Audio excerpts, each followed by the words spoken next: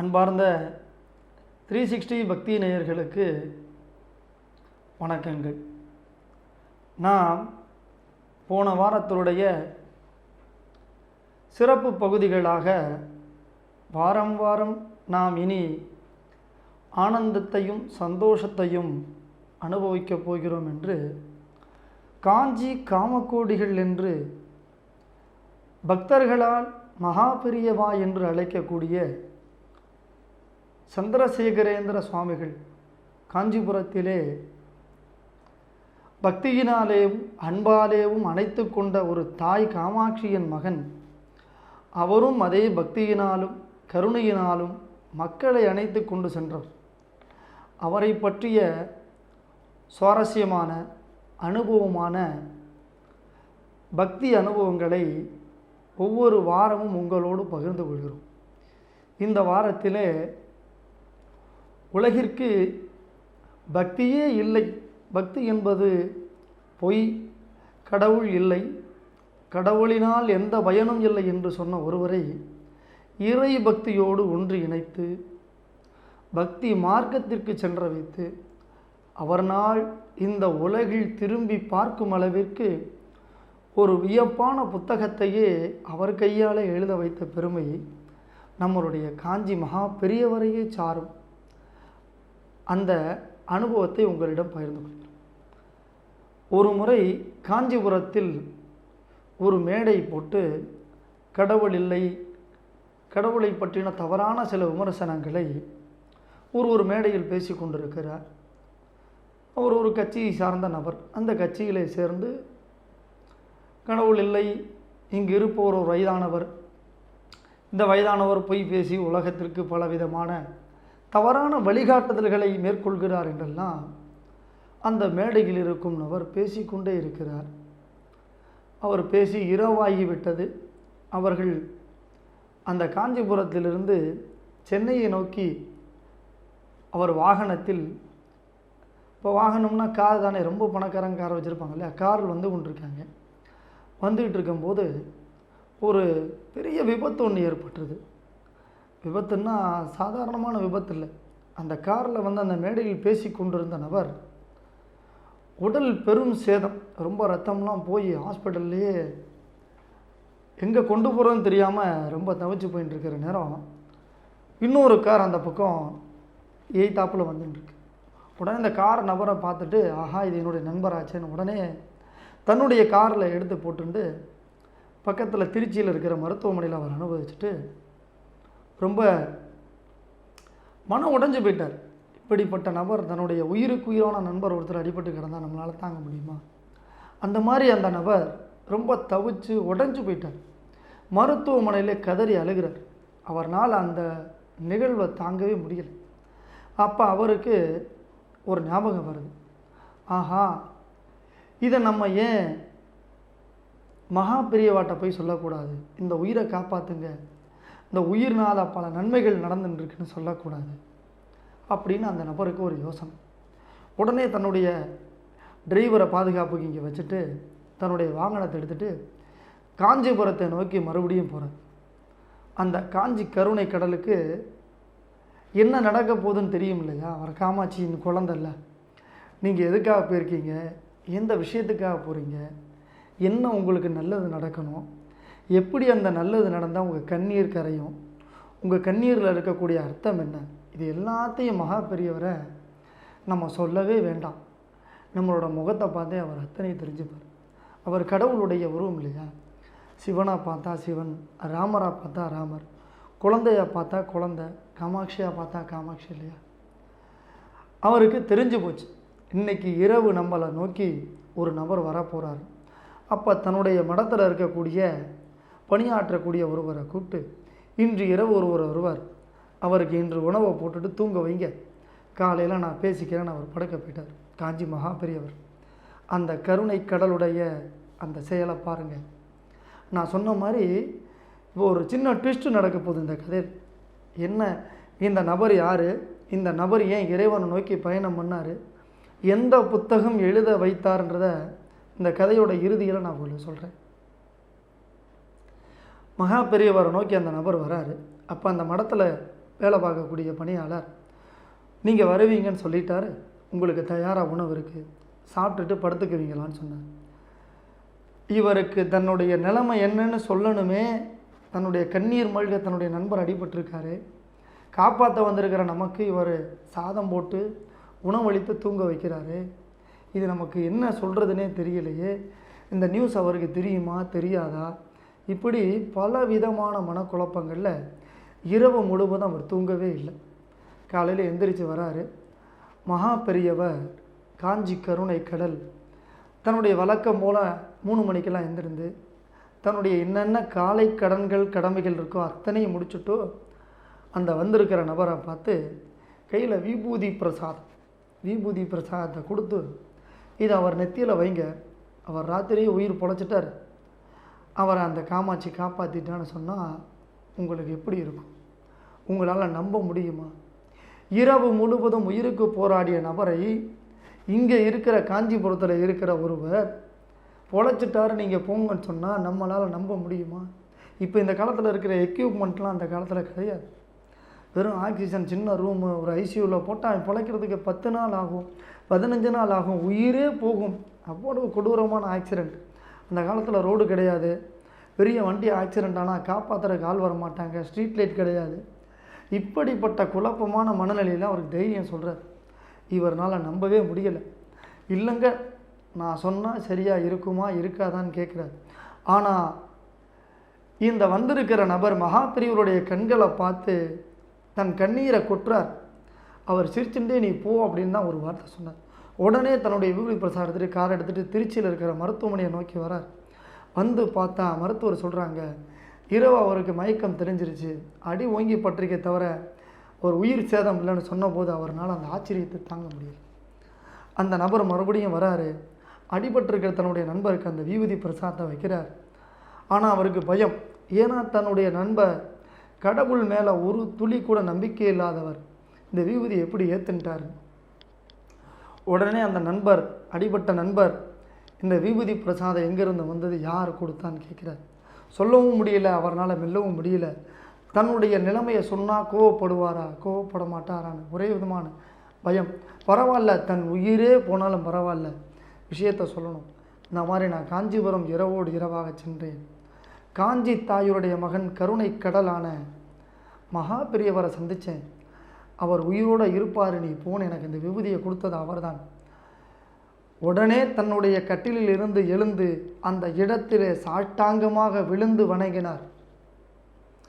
வணங்கிய பின்பு மகா பெரியவர் அங்கே ஒன்று சொல்லி அனுப்பினார். இதன் பின்பு அவன் கடவுளை நம்புவான், கடவுளே அவன் உருவமாக வணங்குவான், கடவுளை பற்றிய இறை நம்பிக்கையோடு நிறைய புத்தகங்கள் எழுதுவான், அவன் வாழ்வில் பல நல் மாற்றங்கள் ஏற்படும் என்று சொன்னார். உடனே அவர் கூறினார், அவரை நான் மீண்டும் சந்திக்க வேண்டும் என்று. இவருக்கு ஒரே ஆச்சரியமா, ஏன்னா இங்கே நடக்க போகிறது என்னன்னு அவருக்கு முன்னாடியே தெரியும் இல்லையா, அந்த கருணை கடலுக்கு தெரியும் இல்லையா. இந்த உலகத்தை ரட்சண்யம் பண்ணக்கூடிய காமாட்சியுடைய மகன் அவர், நமக்கெல்லாம் அம்மா அப்பா எல்லாமே அவர் தானே. உடனே 2-3 நாள் உடல் சரியானதுக்கப்புறம் அவரை போய் பார்க்குறாரு. பார்த்துட்டு திரும்ப வந்தால் அவர் எழுதுகிற அத்தனை புத்தகங்களும் இறைவனை பற்றிய புத்தகம். இப்போ யாருன்னு உங்களுக்கு கொஞ்சம் நெருங்கி இருக்கும்னு நினைக்கிறேன். அந்த விபத்துக்கு உள்ளான நபர் எழுத்தின் தெய்வம் கண்ணதாசன். அந்த எழுத்தின் தெய்வம் கண்ணதாசனுடைய உயிர் போராட்டத்தை காப்பாற்றியவர் சாண்டோ சின்னப்பா தேவர். அந்த சாண்டோ சின்னப்பா தேவர் மூலமாக இறைவனை அவர் மனதிலே தெளித்தவர் காஞ்சி காமகோடி மகா பெரியவா இறைவனுடைய அன்பை தெளித்தார். அதனாலே நமக்கு மிகப்பெரிய புத்தகமான அர்த்தமுள்ள இந்து மதத்தை எழுதினவர் அவர் தானே. அர்த்தமுள்ள இந்து மதத்தில் இல்லாத இறை பக்தியை பற்றி கதைகளை எல்லாம் சொன்னவர் அவர் தானே. அதில் நம்மளை அர்த்தமுள்ள இந்து மதத்தில் எல்லாமே இறைவனை பற்றின அத்தனை விஷயங்களும் சொன்னவர் அவர் தானே. அவர் விரும்பி வணங்கப்பட்ட தெய்வங்களிலே கிருஷ்ணசுவாமி, சுப்பிரமணிய சுவாமி என்று சொல்லுவார். அடிக்கடி தன் வாழ்விலே மரணத்தின் படுக்கை இருக்கும் வரை கிருஷ்ணரோடு உயிரோடு உயிராக இருந்தார். கிருஷ்ணன் மீது அயராத பக்தி கொண்டார். அதன் பிறகு அவர் பக்தியினாலே தன்னை ஆற்றிக்கொண்டார். அதன் பிறகு உண்மையான பக்தி என்பதை புரிந்து கொண்டார். எது இறைநிலை, எது பொய்நிலை என்று அவருக்கு உணர வைத்தவர் காஞ்சி மகா பெரியவர். எப்படி தன்னுடைய வாழ்க்கையை மாற்றி போட்டுவிட்டார். இப்போ இந்த மகா பெரியவருடைய திருவிளையாடலை பார்த்தீங்களா? அந்த காஞ்சி கருணை கடலுடைய ஒரு இந்த அனுபவத்தில் நம்ம பக்தி எப்படின்னு தெரிஞ்சுக்கிட்டீங்களா? பக்தியே இல்லாத நபராக இருந்தாலும் தன் கண் முன்னே ஒரு ஆபத்து வந்தால் அதை கையோடு அணைத்து கொண்டு அந்த இடத்திலிருந்து நம்மளை காப்பாற்றுவது அந்த காஞ்சிபுரத்தில் இருக்கிறவர். அது எவ்வளோ பெரிய விஷயம் பாருங்கள். இவனால் இந்த புத்தகம் எழுதப்பட வேண்டும், இவனை எப்படி மாற்ற வேண்டும் என்பது அந்த காஞ்சி காமாட்சிக்கு தெரிஞ்சிருக்கு. அதை தன்னுடைய மகனின் மூலமாக நிறைவேற்றி கொண்டார். இப்படி ஒரு அனுபவம். அந்த காஞ்சி காமகோடியுடைய அனுபவத்திலே இன்னொரு அனுபவம். ஒரு இராணுவ பணியில் இருப்பவர் ஒரு மேஜர், அவரோடு ஒரு சமையல் பணியாளர்களும் இருந்து கொண்டிருக்கு. ஒரு இடத்துல இருக்காங்க. ஒரு மிகப்பெரிய காட்டுப்பகுதியில் 2 பேரும் தனியாக இருக்காங்க. அந்த இடத்த பாதுகாத்துக்கிட்டு நம்ம நாட்டு எல்லையில் இருக்காங்க. அப்போது அங்கே திடீர்னு ஒரு துப்பாக்கி சூடு நடந்துடுது. அதில் அவருடைய மார்புக்கு கீழ்ப்பகுதியில் அந்த மேஜருக்கு துப்பாக்கி குண்டு போயிடுது. அவர் அந்த நேரத்தில் என்ன பண்ணுறதுன்னு அந்த சமயக்காரருக்கு தெரியல. உடனே தன்னுடைய முதலாளியை காப்பாற்றணுன்றதுக்காக அவரை எடுத்துன்னு போய் ஒரு மறைவான இடத்துல வச்சு அவருக்கு ஏதோ இவருக்கு தெரிஞ்ச முதலுதவிகளை பண்ணி ஓரளவுக்கு அவரை சரி பண்ணி 3 நாள் ஆச்சு. 3 நாள் இவங்க 2 பேருமே சாப்பிடல, ஒரு மறைவான இடத்துல இருக்காங்க. இந்த கதையிலையும் ஒரு மர்மமான விஷயம் இருக்குது, ஒரு ட்விஸ்ட் இருக்குது. அதை நான் சொல்கிறேன் கதை முடிவில். அப்போ இவரை தன்னுடைய முடிஞ்ச அளவுக்கு முதல் உதவியை பண்ணி 3 நாளைக்கு பிறகு இவரை கொண்டு வந்து அந்த காட்டுப்பகுதியிலேருந்து வெளியே வந்து ஒரு பெரிய மருத்துவமனையில் அட்மிட் பண்ணுறாரு. அட்மிட் பண்ணி அவரை காப்பாற்றிடுறாங்க. உயிர் பொழைச்சிடுறார். உயிர் பொழைச்சவொடனே தன் கூட காப்பாற்றின நபருக்கு ரொம்ப நன்றி தெரிவிச்சிடுறார். நன்றி தெரிவித்ததுக்கப்புறம் ஒரு 10 ஆண்டுகளுக்கு பிறகு தன்னுடைய பணிவிலிருந்து ஓய்வு பெறுகிறார் மேஜர். ஓய்வு பெற்று இந்த மாதிரி காஞ்சிபுரத்தில் மகா பெரியவரை பார்க்கணுன்னு அவருக்கு வேலை பார்க்குற காலத்துலேருந்து தீராத ஒரு ஆசை. சரின்னு குடும்பத்தோடு கிளம்பி காஞ்சிபுரத்தில் வரிசையில் போயின்னு இருக்கார். தினமும் பல கோடி லட்சம் பேர் மகா பெரியவாளை பார்க்க வருவாங்க. அதில் இவர் வரிசையில் போகிறார். இவர் தன்னுடைய மனைவி குழந்தைகள்லாம் கூட்டின்னு போகிறார். அப்போ மகா பெரியவாளுடைய கண்ணில் அந்த மேஜர் சிக்கிறார். முடியுமா? மகா பெரியவாளோட கண்ணில் இருந்து ஒரு துளி கூட நம்மளால் தப்ப முடியாது. தன் தாய் கண்ணில் இருந்து மகன் தப்ப முடியுமா? தவறு செய்தாலும் தட்டி கொடுத்து மேம்படுத்தப்படுவான், நல்லது செய்தாலும் அவனை தட்டி கொடுத்து மீண்டும் அதிக நல்லது செய்ய வைப்பவர் மகா பெரிய இல்லையா? அவரை பார்த்துட்டு கையை அசைச்சு கூப்பிட்றார், வாங்கோ அப்படின்ற. வாளுக்கெல்லாம் ஒரே ஆச்சரியம். இன்றைக்கி தான் காஞ்சிபுரத்துக்கு வந்திருக்கேன், 10 வருஷம் மிலிட்ரியை வேலை பார்த்துருக்கேனே, என்னை யாருக்குமே தெரியாதுன்னு நினச்சேனே, மகா பெரியவருக்கு எப்படி எனக்கு தெரிஞ்சது? எப்படி தெரிஞ்சது புரியலையே. அங்கே தான் நம்மளுடைய கதையில் மகா பெரியவரும் காஞ்சி காமாட்சி தாயும் நேர்லேயே வந்து அவருக்கு ஒரு ட்விஸ்ட்டு வைக்கிறாங்க. எங்கிருந்தாலும் வருவா, கண்ணை திறந்து மூடுனா காமாட்சி நினச்ச மாத்திரத்தில் வருவா இல்லையா? உடனே அவர் கூப்பிட்றார். குழந்தைகளெல்லாம் தள்ளி போக சொல்லுவோம், மனைவியை தெளிச்சார். உங்களை தான் பார்க்கணுன்னு ஆசைப்பட்றார். அந்த மேஜர் பக்கத்தில் வர, சொல்லுங்கள் என்ன விஷயம் அப்படின்னு. என்ன 10 வருஷத்துக்கு முன்னாடி உன் உயிரை காப்பாற்றினது சங்கரன் தானே அப்படின்றார். அவருக்கு ஒரே ஆச்சரியம். எங்கேயோ ஒரு காட்டுக்குள்ளே நம்மளோட உடலில் குண்டு தொலைந்து நாம் மீண்டும் மருத்துவமனையில் சென்று நம்ம உடம்பை சரி செஞ்சு வீட்டுக்கே இந்த ரகசியம் தெரியாது, இவருக்கு இப்படி தெரியும்? எப்படி பாருங்கள், அந்த காமாட்சியோடைய பையன் காட்டுக்குள்ளே நடந்த விஷயத்த, மனைவிக்கு கூட தெரியாத விஷயத்த தன்னுடைய ஞானத்தினாலே அந்த காமாட்சி தாயோடைய வார்த்தையை கேட்டு சொல்கிறார் பாருங்கள். அவருக்கு ஒரே ஆச்சரியம். கண்ணீர் மல்கிறார் அந்த கருணை கடலில் காலை பிடிச்சி.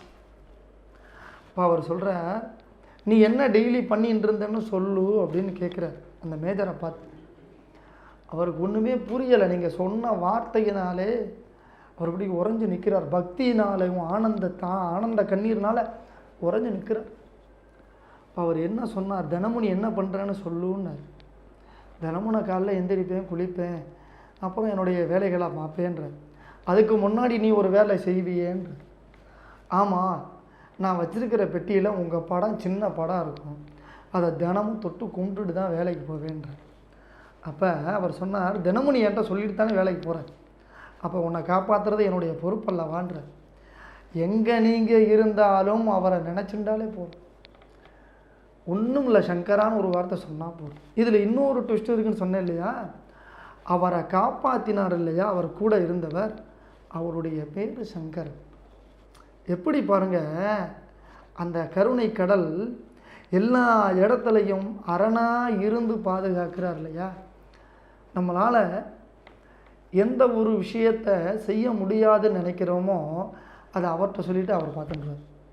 எந்த ஒரு விஷயத்தை செய்ய முடியும்னு நினைக்கிறோமோ அதை அவர்கிட்ட சொன்னால் இன்னும் அல்லாஹ் சிறப்பாக செய்யக்கூடிய ஆற்றல் நம்ம கொடுக்குறோம். அந்த கருணை கடல் இருக்குது. காஞ்சி காமாட்சியுடைய சொல்கிறதுக்கே வார்த்தையே இல்லை. அந்த அளவுக்கு அவருடைய அனுபவங்கள் நமக்கு ஆனந்த கண்ணீரும் பக்தியும் கொடுக்கும். அப்படி ஒரு விஷயங்களை பண்ணிகிட்டே இருப்பார், அற்புதங்களை பண்ணிகிட்டே இருக்கார். இன்னமும் இந்த கலியுகத்தில் 2024 மாதம் ஒரு முறை வரக்கூடிய அனுச நட்சத்திரத்தில் வீட்டில் உங்களுக்கு பெரியவர் படமோ இல்லை பெரியவரை நினச்ச ஒரு அட்டையில் சங்கரா மகா பெரியவான்னு எழுதியோ உங்கள் வீட்டில் முடிஞ்ச அளவுக்கு பிரார்த்தனை பண்ணினீங்களா, இந்த கலியுகத்தில் வரக்கூடிய அத்தனை கஷ்டங்களையும் துயரங்களையும் அவர் ஏற்றுக்கொண்டு உங்களை எல்லா விதமான சிரமங்களில் இருந்து காத்து ரட்சித்து அருள் செய்வார் என்று சொல்லி, அரகர சங்கரா, ஜெய ஜெய சங்கரா, சுபமஸ்துகு சுபமஸ்துகு சுபமஸ்துகு.